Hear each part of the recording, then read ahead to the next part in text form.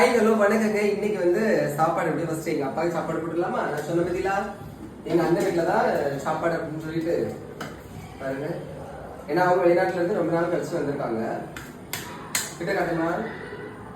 எங்க அப்பாவுக்கு செங்கல்பட்டு அரிசியில் பொங்கல் சுவாறு, அப்புறம் வந்து ரசம்,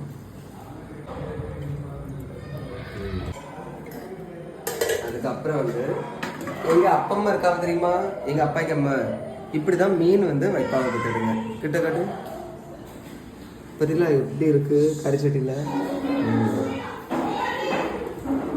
அதே சின்ன பிள்ளைல அவ்வளோ கிடந்து ஒரே பிளாக். அதான் இங்க ஒரே சத்தம் பாருங்க. மீன், மாங்காய். அடுத்தது எங்க அப்பாவுக்கு வந்து ஆம்லேட்டு, உள்ளி போடாம. ஓகேவா?